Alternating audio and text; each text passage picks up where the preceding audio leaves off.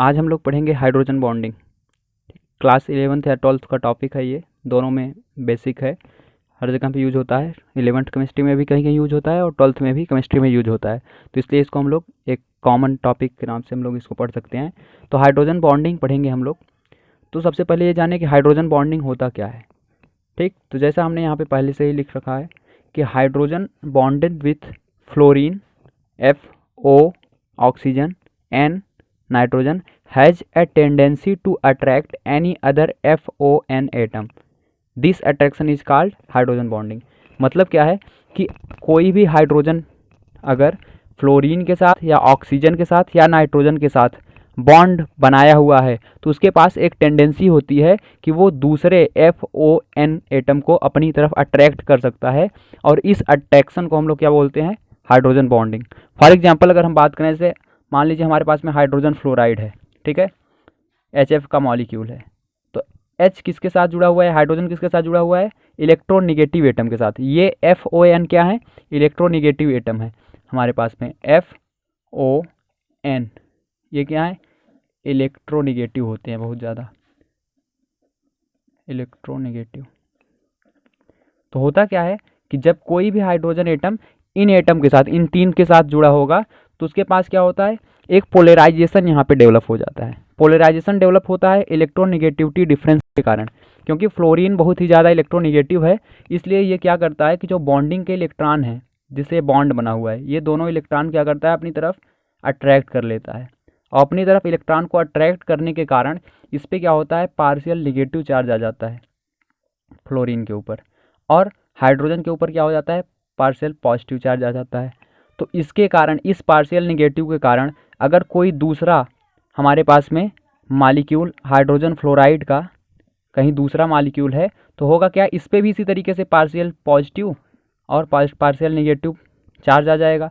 तो होगा क्या कि इस फ्लोरीन का पार्शियल निगेटिव इस हाइड्रोजन के पार्शियल पॉजिटिव के साथ क्या करेगा, एक अट्रैक्शन डेवलप होगा, क्योंकि ये प्लस है, ये प्लस है और ये माइनस है, तो यहाँ पे एक अट्रैक्शन डेवलप होगा, और इस अट्रैक्शन के कारण एक बहुत ही वीक बॉन्ड का डेवलपमेंट होता है, जिसको हम लोग बोलते हैं हाइड्रोजन बॉन्डिंग या हाइड्रोजन बॉन्ड।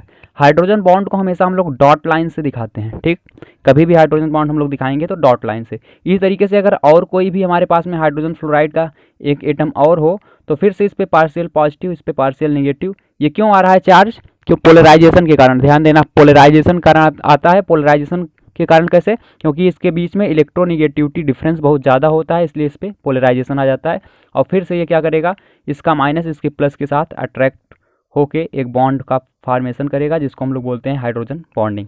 तो इस तरीके से ये जो हमारे पास में बॉन्ड बने हुए हैं दोनों, इसको हम लोग क्या बोलेंगे, हाइड्रोजन बॉन्ड। ये है हमारे पास में हाइड्रोजन बॉन्ड, ठीक। तो अब इस हाइड्रोजन बॉन्ड के बारे में आप लोग कुछ चीज़ें याद रखना, जैसे कि इसको हम लोग डॉटेड लाइन से दिखाते हैं, और ये केवल तीन ही मॉलिक्यूल, तीन ही एटम के साथ बन सकता है, या तो फ्लोरीन होना चाहिए, या तो ऑक्सीजन होना चाहिए, या तो नाइट्रोजन, और इनसे डायरेक्ट हाइड्रोजन का जोड़ना बहुत ही ज़्यादा ज़रूरी है।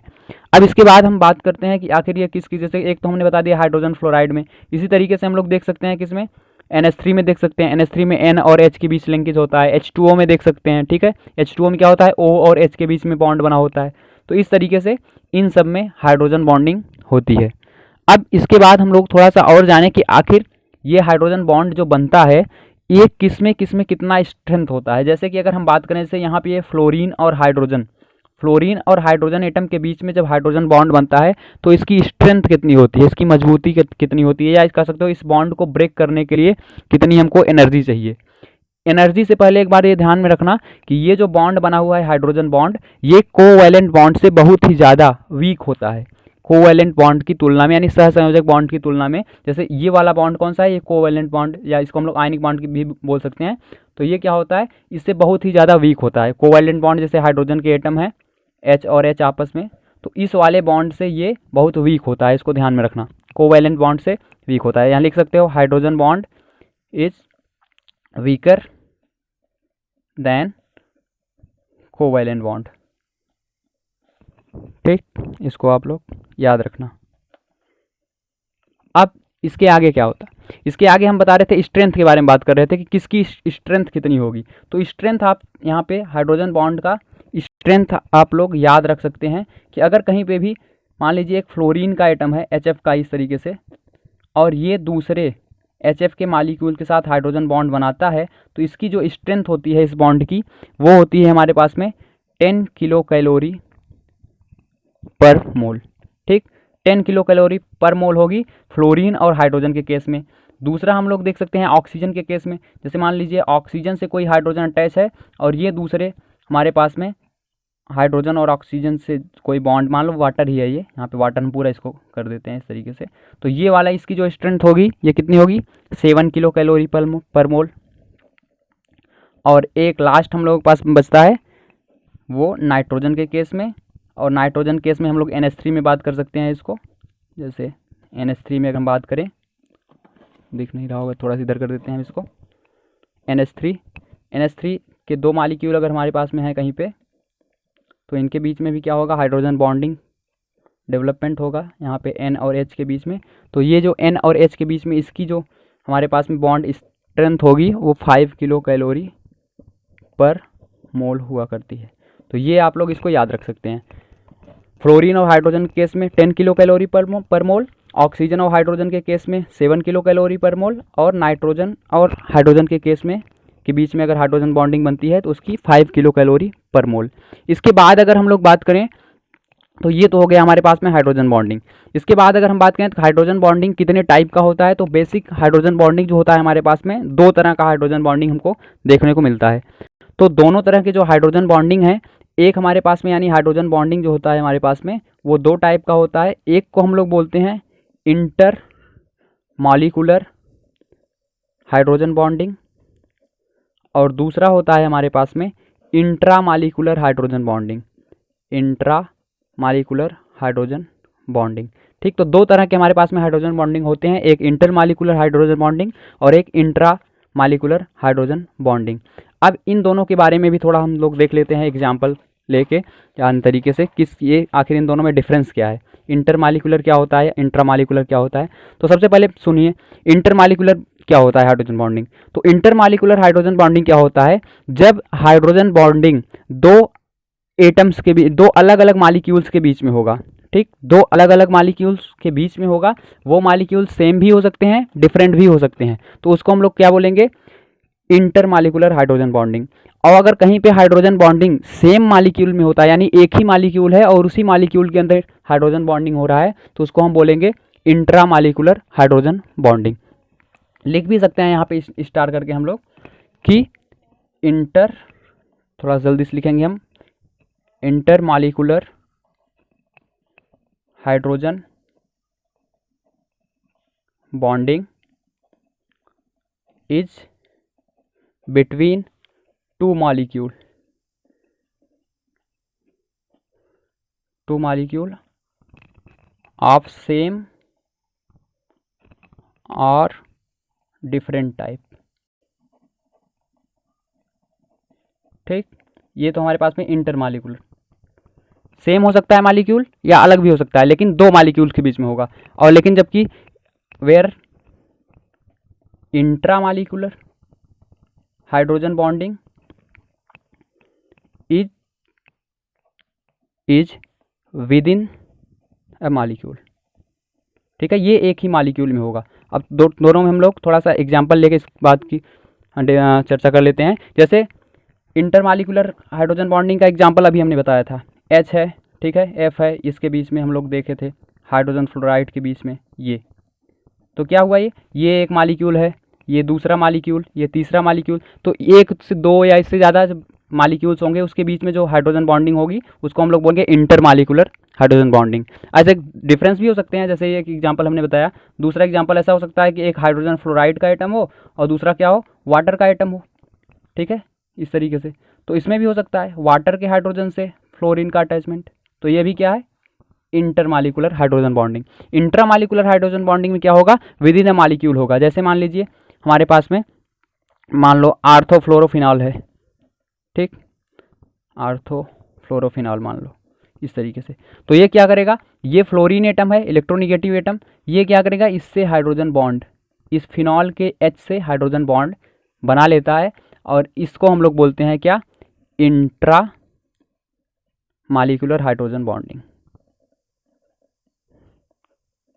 ठीक, तो ये हुए इंट्रामालिक्यूलर। इंट्रामालिक्यूलर में विद इन मालिक्यूल होगा, एक ही मालिक्यूल होगा, उसी के अंदर क्या होगा, हाइड्रोजन बॉन्डिंग होगा, जबकि इंटरमालिक्यूलर में दो अलग अलग मालिक्यूल होंगे। इसमें भी इस तरीके के, जैसे हम लोग अगर इसके बात करें फ्लोरोफिनाल में भी इंटरमालिक्यूलर होता है। जैसे एग्जांपल अगर बात करें हम लोग, अगर वही पैरा हो जाए, जैसे पैरा फ्लोरो, मान लीजिए इस तरीके का कंपाउंड है, जैसे फ्लोरीन यहाँ पे है, ठीक है, और एक फिनॉल यहाँ पे है, तो ये तो एक मालिक्यूल हो गया। दूसरा मालिक्यूल हमारे पास में क्या है, एक और मालिक्यूल ले लेते हैं इसी तरीके का सेम, यहाँ पे क्या है वो ऐसे। तो ऐसा भी हो सकता है कि इसका F, ठीक, इसके H से ऐसे, तो क्या करेगा, यहाँ पे दो अलग अलग मालिक्यूल है हमारे पास में, देख सकते हो, फ्लोरोफिनाल है, ये दोनों पैराफ्लोरोफिनाल है, ठीक, पैराफ्लोरोफिनाल में दो अलग अलग मालिक्यूल हैं, लेकिन दोनों के बीच में क्या हुआ, पहले वाले मालिक्यूल का F दूसरे वाले मालिक्यूल के H के साथ क्या किया, हाइड्रोजन बॉन्ड बना लिया। इसको हम लोग बोलेंगे इंटर मालिक्यूलर हाइड्रोजन बॉन्डिंग, क्योंकि यहाँ पे दो अलग अलग मालिक्यूल हो गए। अब आप ये कहेंगे कि ये इसके साथ क्यों नहीं बना लिया, क्योंकि ये डिस्टेंस बहुत दूर है, यहाँ पे ये फ्लोरीन जो है इससे बहुत दूर है, दूर होने के कारण इससे हाइड्रोजन बॉन्ड नहीं बना सकता। जबकि इन केस ऑफ हम लोग बात करें आर्थो में, ये आर्थोफ्लोरोफिनाल था, ठीक, आर्थोफ्लोरोफिनाल में क्या होगा, आर्थोफ्लोरोफिनाल में फ्लोरीन और हाइड्रोजन पास पास में है, इसलिए यहाँ पे ये हाइड्रोजन बॉन्डिंग रख लेता है।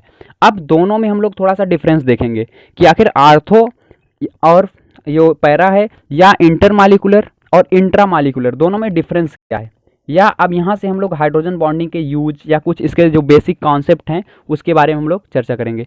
तो सबसे पहले देखते हैं कि जो हमारे पास में इंटरमालिकुलर हाइड्रोजन बॉन्डिंग होता है, इंटरमॉलिक्यूलर हाइड्रोजन बॉन्डिंग का जो बॉइलिंग पॉइंट होगा, ठीक है, इंटरमॉलिक्यूलर हाइड्रोजन बॉन्डिंग में बॉइलिंग पॉइंट, ठीक, विस्कोसिटी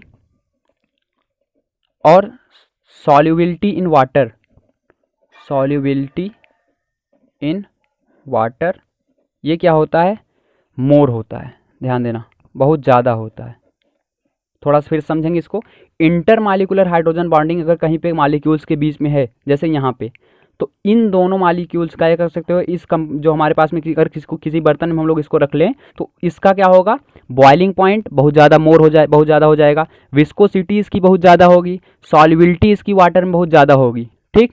लेकिन अगर कहीं बात करें हम लोग इंट्रामालिक्यूलर हाइड्रोजन बॉन्डिंग की, तो इंट्रामालिक्यूलर हाइड्रोजन बॉन्डिंग में ये सारी प्रॉपर्टीज़, यानी boiling point, viscosity, solubility in water, ये सब क्या होगा, लेस होगा या बहुत ही कम होगा। इसको आप याद रखना हमेशा, इंटरमालिक्यूलर में बॉइलिंग पॉइंट ज़्यादा होता है, इंट्रामालिक्यूलर में बॉइलिंग पॉइंट बहुत कम होता है। उसका कारण ये है कि इंटरमालिक्यूलर हाइड्रोजन बॉन्डिंग में ये पूरा एक चेन बना लेता है, ठीक है, लॉन्गेस्ट चेन, इसके बाद तीसरा मालिक्यूल होगा, उसके साथ चौथा मालिक्यूल होगा, उसके साथ एक लंबी चेन बन जाएगी, जिससे इसका कह सकते हो बॉइलिंग पॉइंट बहुत ज़्यादा हो जाएगा, ठीक।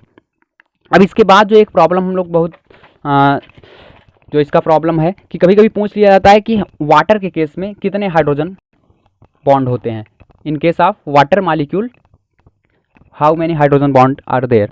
तो वाटर मालिक्यूल से पहले हम लोग ड्रॉ कर लेते हैं, एक वाटर मालिक्यूल को यहाँ पे हम लोग ड्रॉ करते हैं H2O को, तो H2O को ड्रॉ कर लिया हमने।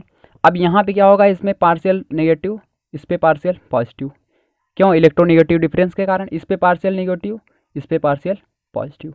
अब होगा क्या कि इसका पार्शियल पॉजिटिव कोई दूसरा अगर वाटर मालिक्यूल है हमारे पास में, ठीक, तो उसके पार्शियल नेगेटिव के साथ क्या करेगा, हाइड्रोजन बॉन्ड यहाँ बनाएगा। इसी तरीके से इसका कोई दूसरा हमारे पास में वाटर मालिक्यूल है, तो इसके साथ हाइड्रोजन बॉन्ड बनाएगा। ये पार्शियल नेगेटिव जो ऑक्सीजन पे आया है, यहाँ पे अगर कोई और एक हमारे पास में वाटर का मालिक्यूल होगा, तो इसके हाइड्रोजन के साथ ये बॉन्ड बनाएगा, और एक और हमारे पास में मान लीजिए अगर कहीं पे वाटर का मालिक्यूल है, तो उसके साथ इस पे जो ये इस तरफ पार्शियल नेगेटिव आया है, ये इस पे बॉन्ड बनाएगा, ठीक। तो एक वाटर मालिक्यूल हमारे पास में क्या था, वाटर मालिक्यूल ये है एक, जो हमने स्टार्टिंग बनाया था। तो एक वाटर मालिक्यूल कितने हाइड्रोजन बॉन्ड बना सकता है, एक यहाँ पे 1 2 3 और ये 4। तो एक water molecule, one water molecule has 4 hydrogen bond, इसको याद रखना आप लोग। एक वाटर मॉलिक्यूल के पास कितने हाइड्रोजन बॉन्ड होते हैं? 4 हाइड्रोजन बॉन्ड होते हैं। तो इसको याद रखिएगा। अब हम लोग बॉइलिंग पॉइंट की बात पीछे कर रहे थे, तो बॉइलिंग पॉइंट में एक चीज़ और याद रखना, कभी कभी स्टार पॉइंट्स के रूप में इसको नोट कर लेना, कि जो एल्कोहल का बॉइलिंग पॉइंट होता है, एल्कोहल का बॉइलिंग पॉइंट होगा वो ज़्यादा होता है ईथर के बॉइलिंग पॉइंट से। ठीक, ये चीज़ भी आप याद रखना। लेकिन यहाँ पे एक कंडीशन है कि दोनों में कार्बन जो होने चाहिए सेम होने चाहिए, आइसोमेट्रिक होने चाहिए एक दूसरे के। जैसे एक हम लोग एल्कोहल ले लें, मान लो CH3CH2OH, इसका बॉइलिंग पॉइंट क्या होगा? ज़्यादा होगा CH3OCH3। ये ईथर है हमारे पास में 2 कार्बन का एल्कोहल है, तो एल्कोहल का बॉइलिंग पॉइंट क्या होगा? ज़्यादा होगा। इस चीज़ को आप अच्छी तरीके से याद रखेंगे। ठीक, अब अगर कभी कभी एमाइंस के बारे में भी बात कर लेता है, तो एमीन्स के बारे में क्या होगा? देखो, एमाइंस में क्या होता है कि एमाइंस में जैसे NH3 है हमारे पास में, जैसे CH3 CH2 NH2, एक हमारे पास में A है मान लो ये, और एक हम लोग दूसरा कोई मॉलिक्यूल ले लेते हैं, मान लो कंपाउंड ले लेते हैं CH3 NH और CH3। तो अब अगर तुमसे ये पूछ ले कि किस में हाइड्रोजन बॉन्डिंग क्या होगी? ज़्यादा होगी, तो हाइड्रोजन बॉन्डिंग उसमें ज़्यादा होगी जिस N के साथ, एमीन्स के केस में बात कर रहे हैं हम यहाँ पे, जिस N के साथ हाइड्रोजन ज़्यादा होगा उसकी हाइड्रोजन बॉन्डिंग ज़्यादा होगी। जैसे यहाँ पे फर्स्ट A के केस में देखें तो नाइट्रोजन के साथ 2 हाइड्रोजन जुड़े हैं, तो इसकी हाइड्रोजन बॉन्डिंग, यहाँ पे नाइट्रोजन के साथ 1 हाइड्रोजन जुड़ा हुआ है, इसकी हाइड्रोजन बॉन्डिंग से ज़्यादा होगी, तो A की ज़्यादा होगी हाइड्रोजन बॉन्डिंग B से। ठीक है, ये हाइड्रोजन बॉन्डिंग है। और अगर कभी कभी बॉइलिंग पॉइंट पूछ ले कि बॉइलिंग पॉइंट किसका ज़्यादा होगा, A का ज़्यादा होगा या B का, तो ध्यान दीजिएगा जिसका हाइड्रोजन बॉन्डिंग ज़्यादा होगा उसी का बॉइलिंग पॉइंट भी ज़्यादा होगा। यानी boiling point of A is greater than boiling point of B, इसको भी याद रखना। ठीक, जैसे यहाँ पे हम लोग, यहाँ पे बॉइलिंग पॉइंट की बात हुई थी, ध्यान दीजिएगा, एल्कोहल और ईथर में बॉइलिंग पॉइंट की बात हुई है। यहाँ पे एल्कोहल का बॉइलिंग पॉइंट ईथर के बॉइलिंग पॉइंट से ज़्यादा होता है। तो इस तरीके से बॉइलिंग पॉइंट से रिलेटेड जितने भी कॉन्सेप्ट होते हैं वो ज़्यादातर क्या होते हैं हमारे पास में, हाइड्रोजन बॉन्ड से क्लियर हो जाते हैं। अब यहाँ पे एक और चीज़ हम लोग याद रखेंगे कि जो कार्बोक्सिलिक एसिड होता है, ठीक है, कार्बोक्सिलिक एसिड हमेशा डाइमर बना के रखता है। ये हाइड्रोजन बॉन्डिंग के कारण ये भी होता है, इसका रीजन जो होता है हाइड्रोजन बॉन्डिंग होती है। कार्बोक्सिलिक एसिड जो होता है डाइमर के रूप में होता है, इसका रीजन क्या है? Hydrogen bonding. होता क्या है कि जैसे CH3 COOH हाइड्रोजन, ये कार्बोक्सिलिक एसिड का फार्मूला। ठीक, इस तरीके से तो होगा क्या, सॉरी यहाँ पे डबल बॉन्ड नहीं, सिंगल। ठीक, तो ये एक कार्बोक्सिलिक एसिड है। इसी तरीके से दूसरा कार्बोक्सिलिक एसिड हम लोग इधर ड्रॉ कर सकते हैं, CH3। ठीक, यहाँ पे C, इधर मान लीजिए O, और यहाँ पे O और H। एक कार्बोक्सिलिक एसिड ये है, एक कार्बोक्सिलिक एसिड ये है। तो होता क्या है, इस कार्बोक्सिलिक एसिड का H इसके साथ यहाँ पे हाइड्रोजन बॉन्ड, और इस कार्बोक्सिलिक एसिड का H दूसरे वाले कार्बोक्सिलिक एसिड के O के साथ क्या करता है? हाइड्रोजन बॉन्ड बना लेता है। इस तरीके से कार्बोक्सिलिक एसिड जो होता है वो डाइमराइज हो जाता है, यानी 2CH3COOH क्या कन्वर्ट हो जाता है, किस में कन्वर्ट हो जाता है? CH3COOH होल ट्वाइस में, ये डाइमर बना लेता है। ठीक, डाइमर क्यों बनाता है? रीजन है इसका हाइड्रोजन बॉन्डिंग। हाइड्रोजन के बॉन्डिंग के कारण कार्बोक्सिलिक एसिड डाइमर बना लेता है, इसको आप याद रखेंगे। अब थोड़ा सा एक कॉन्सेप्ट यहाँ पे हम लोग और देख लेंगे, कॉन्सेप्ट और हम लोग यहाँ पे देखते हैं कि जो हमारे पास में कार्बोक्सिलिक एसिड होता है, ठीक, carboxylic acid is more acidic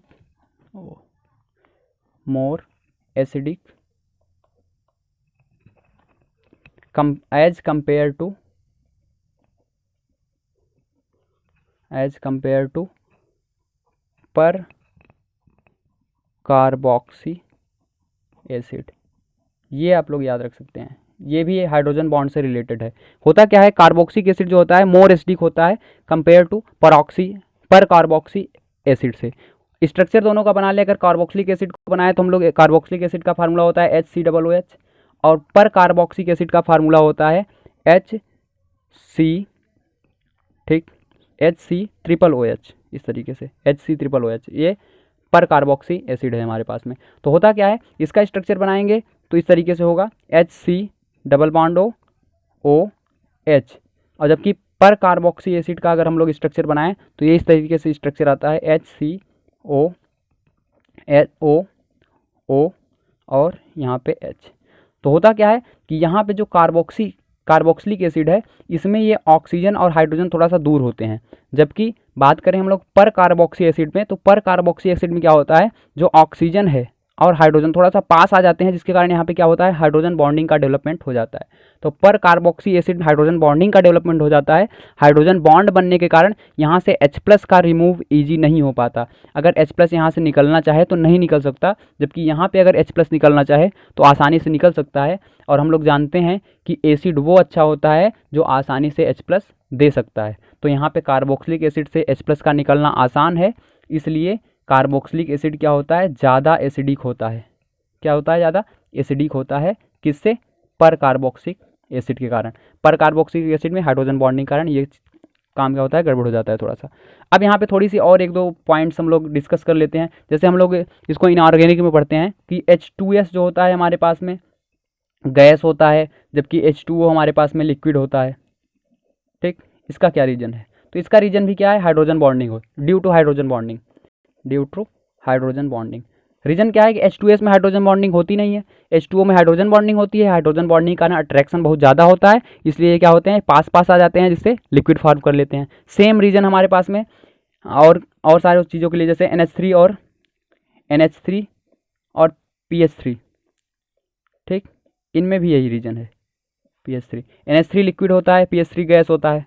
reason वही है। इसमें लिक्विड क्यों होता है, क्योंकि इसमें हाइड्रोजन बॉन्डिंग होती है। ये गैस क्यों होता है, हाइड्रोजन बॉन्डिंग नहीं होती। हाइड्रोजन बॉन्डिंग नहीं होगी तो अट्रैक्शन कम होगा, तो क्या होगा, ये दूर दूर होंगे गैसेस फॉर्म में होंगे। जबकि हाइड्रोजन बॉन्डिंग होती है इसमें, हाइड्रोजन बॉन्डिंग कारण क्या होगा, अट्रैक्शन होगा, अट्रैक्शन कारण पास पास होंगे, और पास पास होने के कारण क्या होगा, इसमें ये लिक्विड फॉर्म कर लेते हैं। तो ये कुछ छोटी छोटी बातें थी हाइड्रोजन बॉन्डिंग से रिलेटेड जो हमने आपको बताई। इसमें बहुत ही जो इंपॉर्टेंट है सबसे ज़्यादा वो है हमारे पास में बॉइलिंग पॉइंट से रिलेटेड और हाइड्रोजन बॉन्डिंग होता क्या है। ठीक, थैंक यू।